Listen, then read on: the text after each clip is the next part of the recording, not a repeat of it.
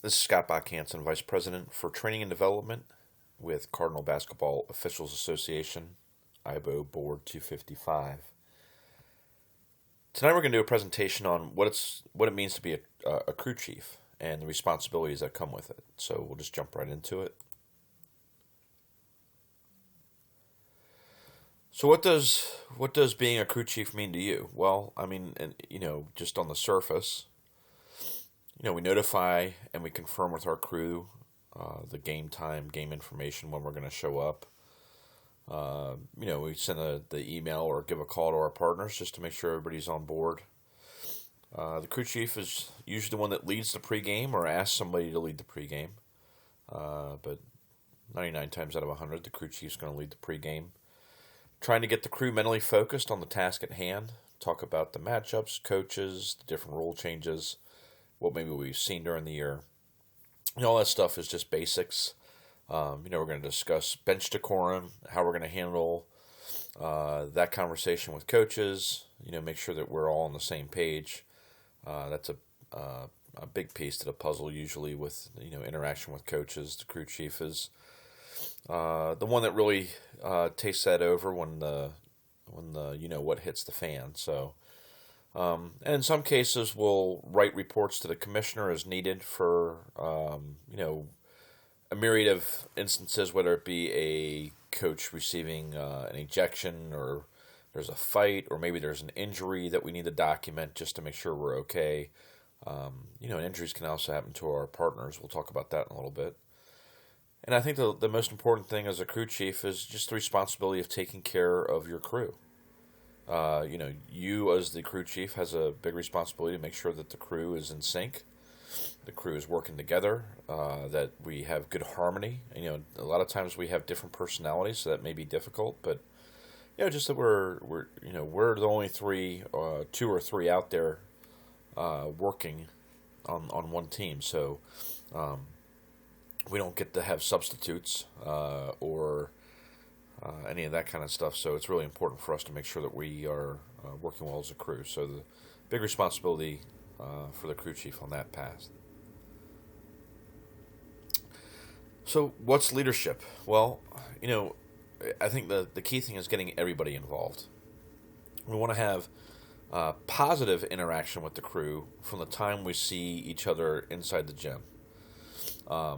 And that positive interaction can kind of help set the tone for the crew for that night, making sure that, and it could be small talk. It could be just having, how's the family? How's everything going at home? How's work? Remember that last time we worked, telling a funny story, just, and just trying to lighten the mood up and make sure everybody has that positive energy going into the game that night.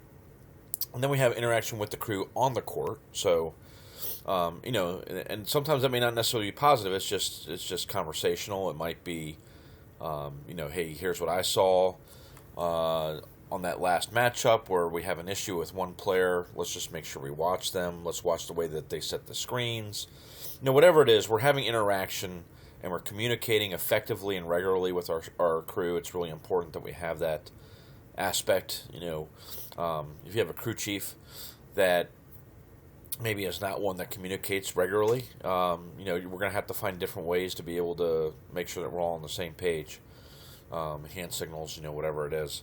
So, very important that we make sure we take care of that because it's a piece of the puzzle that is often missed. So, it's effective and it's regular.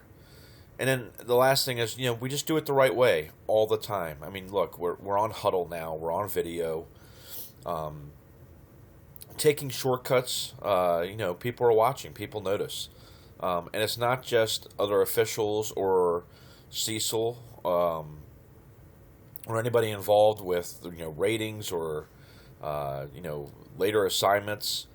It's also younger officials who are trying to learn from us as the best that the association has to offer. And if you're a crew chief on a regular basis, more than a third of the time, then I'm going to say that you're considered one of the leaders of the organization. So we want to make sure we do things the right way when that happens. Okay. So game management. and I like to talk about this in a couple different ways, but I think the most important way is what happens if. Okay, this is a great topic to say what happens if. So, first of all, we need to find out who the game management is. We need to find out who are the people that we need to go to if we have an issue. If we have one of these, instances where we need to get some support from some school representation or police officers or whatever it is, we want to know who the game management is. Is the game management, somebody that's, maybe lets you in the locker room, and if not, maybe just ask them, hey, who's game management tonight? I will tell you that a lot of times it is the people that we first meet when we walk into the gym. And a lot of us already know most of the people, those of us that have been around a long enough time. You get to know them, you get to build relationships with them. And you got to remember, we want to treat them with respect as soon as we walk in the door. We don't talk down to them because, we may need them. It's going to be really important to have that. So, but how are we going to handle certain situations? So, I like to just every once in a while just kick around some ideas, with some other officials that might be other crew chiefs or leaders in the organization. We talk about these things at ERC sometimes, or after games at Brian's. We talk about a situation, but we want to know. We want to have a game plan. We don't want to be shocked when something happens. So, if we have unruly fans, and sometimes the fans, the kids or parents can get a little excited. And look, we understand that, fans stands for fanatical. It's a short for fanatical. So they want to do everything they can to make sure their team wins. That also means maybe, sometimes acting out of character, stepping over the bounds, and not really thinking. It happens. I like to always be on guard when I'm refereeing in an environment that's really tight. So if I'm at, Potomac School or Herndon, where the fans are right on top of the players. I'll just use Herndon as an example. If there's a throw-in on the sideline right by the student section, my antenna is going up a little bit more, whether I'm the official administering the throw-in or whether I'm C opposite or lead on that side. I'm just going to make sure I take a little extra look because I want to make sure that there's no issues. I don't get surprised by anything. If there is an issue, I'm not necessarily the one that's going to act. I mean, sometimes I may have to, but in this case, I would stop the game and make sure I got the game management and had that person removed for touching a player or whatever it was that they did. So another area we need to focus on is, there's some other things. For some reason, laser pointers are becoming a big piece to the puzzle nowadays. So, we have to make sure that we get game management involved in that. If you see, you usually see it at the free throw line, the visiting team. If you're paying attention, you want to make sure that there's no red dot that comes up on the player's jersey or face, because that could be very distracting. And I don't know enough about the technology, but I know I wouldn't want one of my kids having a laser pointer shined in their eyes if they were, playing a game or not. So, artificial noisemakers, how we handle that, when it happens, if it's during a free throw, maybe one of those things where you have to invoke Rule 2-3 and say, that air horn was disconcerting. We're going to replace the free throw. We're also going to warn the home team that if it happens again, it'll be a technical foul, and make sure game management takes care of that. So, just making sure we have an idea of how we do things. Crowd storming the court, is one that will happen, especially in big rivalry games, playoffs, things like that. And I would say that we need to have a game plan. We need to know the rule of this too, and you're going to see the rules in or out of this presentation because you got to know the rules. You got to know how you can get out of it. In the rule book, it says if a delay occurs because of fans, that the official does have the ability to assess a technical foul, but that should be basically the last resort. So we want to make sure that we are, focusing in on that, and that we have good, responsible judgment and thought on that. We talk it over with our partners, because if the clock is stopped and they storm the court, it's not interfering with the game.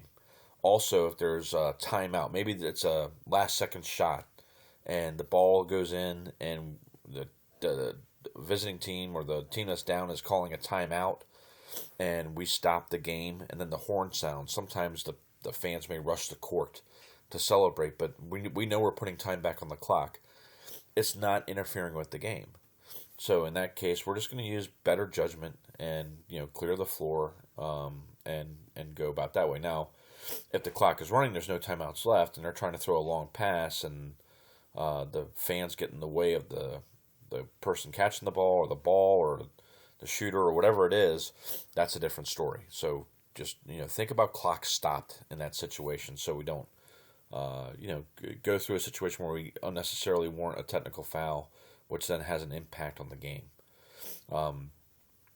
The last thing that I have in here, the last two things are injured partner, and I just put this in just because this recently happened in one of my games where, what are you going to do if you have an injured partner? Know your crew, know the dynamics of your crew, not just the three on the court or two or three on the court, but also maybe your timer. Who else is in the stands? Do they have their bag with them? It's in the playoffs we're all taught keep your bag in your car. You never know what's going to happen. So that's one scenario, and we're probably in better shape then than we would be if we were, just in a regular season game. But your clock operator, while they may be a non-varsity official, they may have some camp experience. They also may have some experience working, at the college level. They've been the SCP. They might be a swing official. So there may be some opportunities for you to do that. And luckily, in my case, we had an official who knew three-person, had been to a bunch of camps, and also, did on the JUCO staff for college, so knows three-person. So we didn't have any issues there. So it's very, very important just to have that understanding, of how you're going to handle it. Otherwise, you might be going back to two-man. I know we don't want to work two-man if we're used to three-person, but you may have to get somebody on the court. And if you don't have anybody on the court, you may be working two-person. So, now we have to pay attention to the sidelines maybe we didn't have to pay attention to before as the lead official. So, just paying attention to those kind of things. Table staff, and I put table staff member removal because, look, every once in a while, you may be reporting a foul and somebody's over there shaking their head. Great use of game management is just to let them know, hey, listen, I'm not going to put up with me reporting a foul and your official book shaking their head. So either it needs to stop, or we'll just remove them and we'll make the visiting book the home book for the rest of the game, because that's I'm not putting up with that. So whether it's that or maybe the clock operator is just having a really difficult time, or they're negative. We want to know if we have somebody in the background or available. Especially if it's not our own clock operator. Hopefully we don't have that issue with our own clock operator, although I'm sure it can happen. Let's just make sure that we're exhausting all of our potentials before we make a rash judgment and just throw somebody out. Get game management involved when you're in that situation.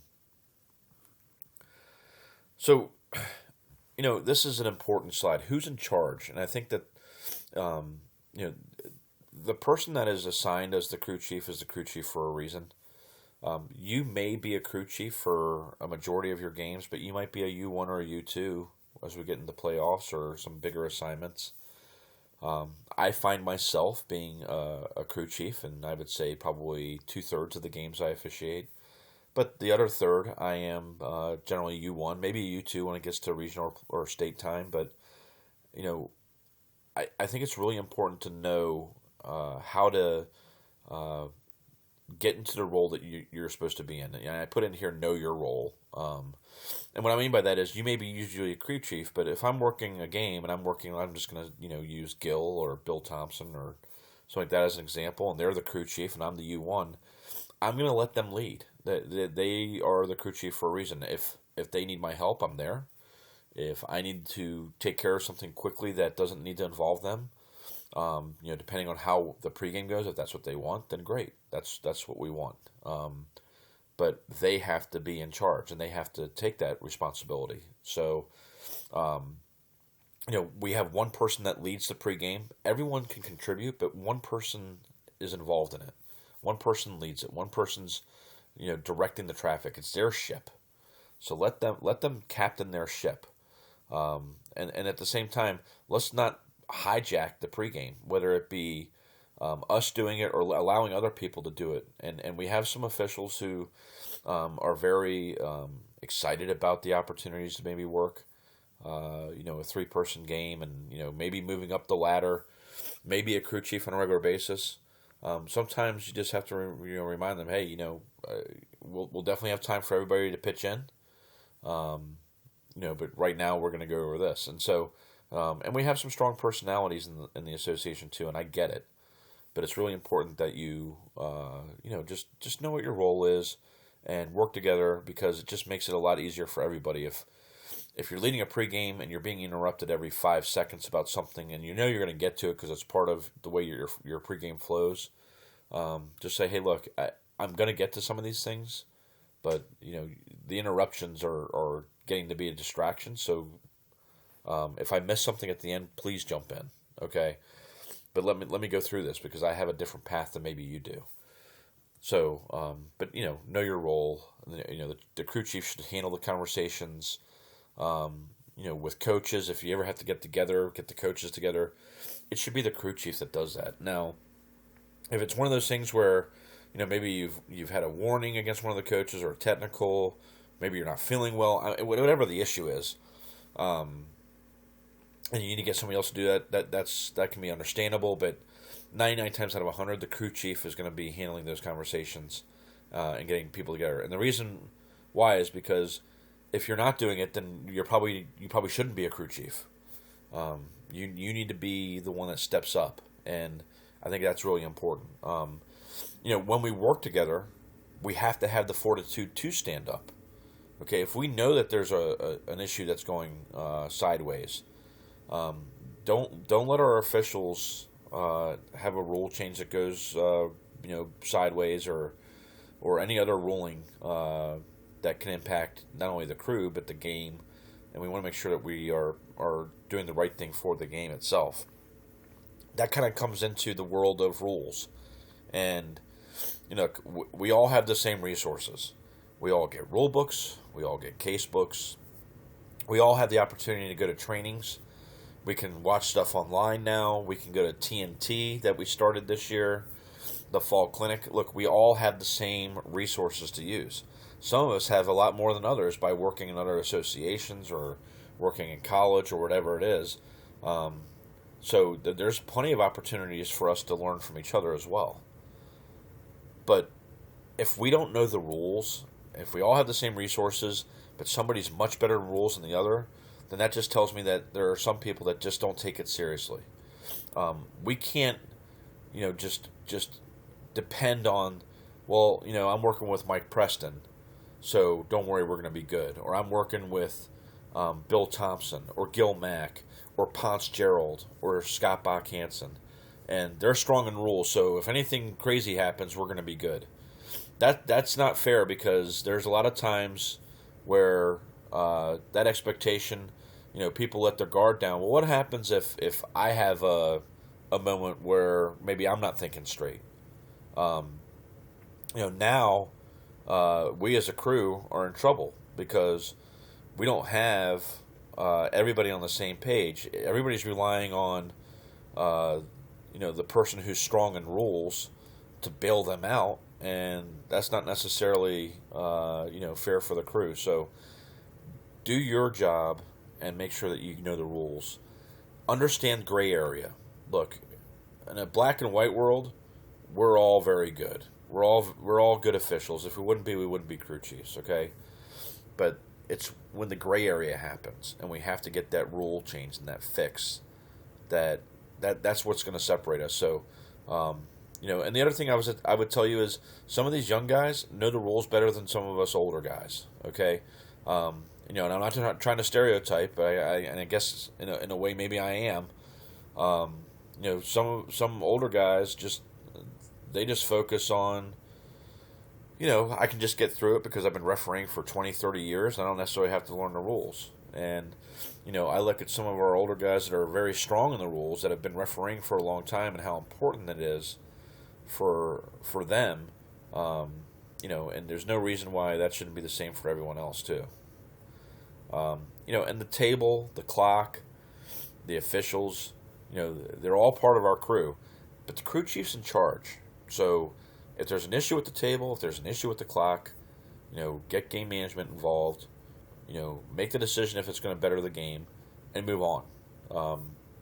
We're not going to have somebody hijack our game over at the table, with whatever they believe is the right thing, or it's not their game. So, but we need to be on the same page as well, because that's really going to separate us.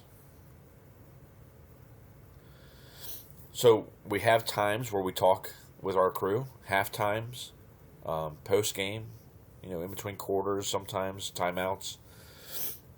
If you feel that we're not on the same page, we should talk. And there's certain ways to bring it up. But I would just make sure that we're all on the same page as far as what we're calling. It could be simple conversational things. It's, hey guys, so far in the first half we've had an illegal screen at both ends.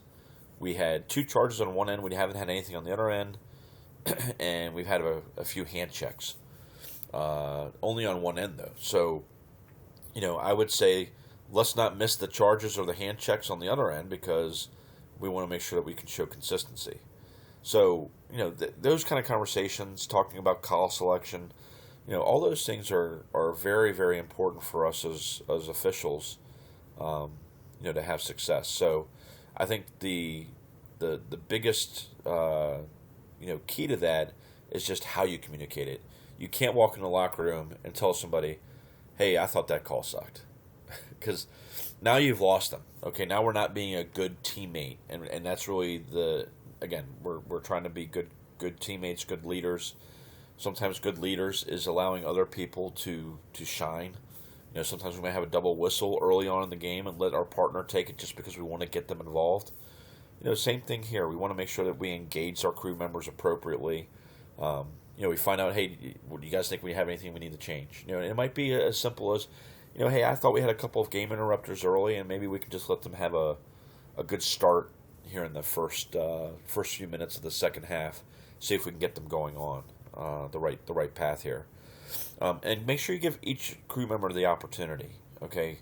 With any verbal or nonverbal kind of communication, either on the court or in the locker room, just go around hey, John, what did you see out there? Gil, what did you see out there? And is there anything that you wanted to talk about? Anything you want to talk about?